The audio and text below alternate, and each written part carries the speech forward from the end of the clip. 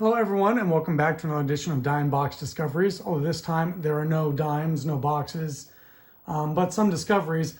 Obviously, no baseball cards this time, but I ran across some really cool Sports Illustrateds in a baseball card shop, had a sale going on.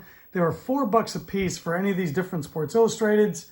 I expected to get 5 of them, for 20 bucks. By the time it was said and done, I had snagged 20 of them for 80 bucks. Anyway, I wanted to show you some of the ones that I grabbed.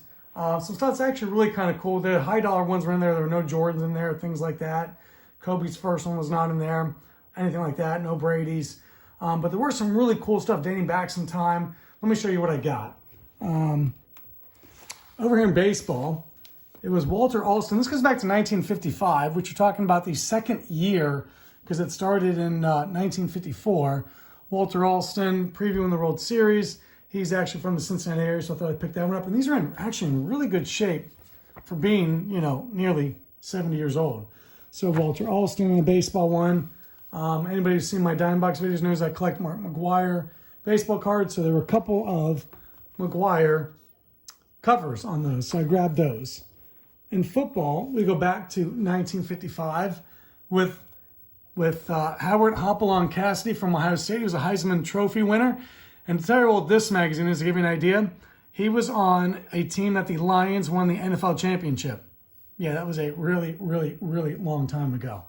Also in there, I believe this was Marino's first NFL cover on Sports Illustrated.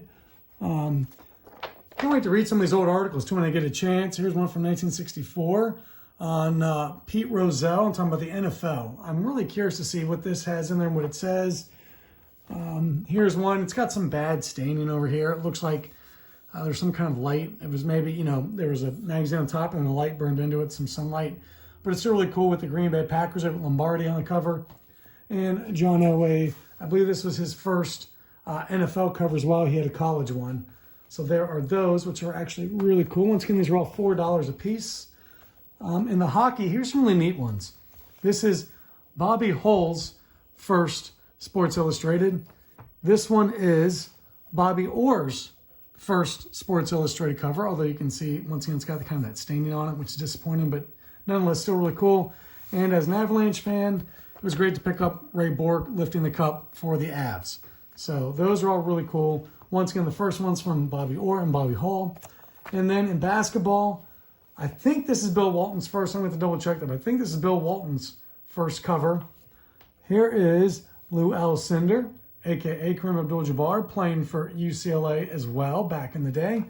And how about Wilt Chamberlain with the Lakers winning the NBA championship. So there's a Wilt, a Kareem, and a Bill Walton. So 3 of the best big men from back in the day.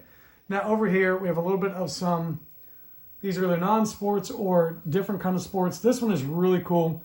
This is John F. Kennedy wrote the main article inside here. And this was done in 1960, December of 1960. So he was president-elect. He had won the election, but had not taken office yet. And he wrote some articles, or an article in here. I really want to see what it has to say in there. I think it could be really, really cool, whatever he has to say. I just think it's really neat. And for $4, I thought that one was a really, really easy buy. There he is right there in a boat. Unfortunately, it has some pencil writing on that, but still really cool nonetheless. This is the 1-year anniversary from their first cover ever. Can't wait to see what they thought of themselves after 1 year. Willie Shoemaker, not being too far from Lexington, I have some horse racing fans who are friends, so I'll send it off to them. This one's from 1958. And then I have a friend who is from Australia. I will give him this one. This is a really, really thick magazine from 1960. It has a whole lot in here. The articles are great. My girlfriend and I read through one of these. One I gave her that I'm not showing here had some seals on the cover. It was how to find the best seal taking spots to take pictures of seals. Sports Illustrated back in the day was very different. There was one on where to do the best hiking in the country. And then this one, I have a friend who coaches the rowing team here in town.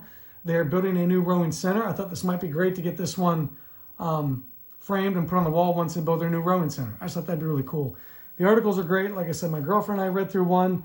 And even the ads in these things were really, really cool. They were some of our most favorite stuff. Can't read to read through some of these articles and things. and see what they say. But I thought you might enjoy those as well. Obviously, no dimes, no nickels, no baseball cards, but hopefully enjoyed some of the Sports Illustrateds from year number 2. Some of these from when the magazine came out in 1954, some from 55, and then on up into the 70s a little bit later. So anyway, have a great night. Thanks for watching.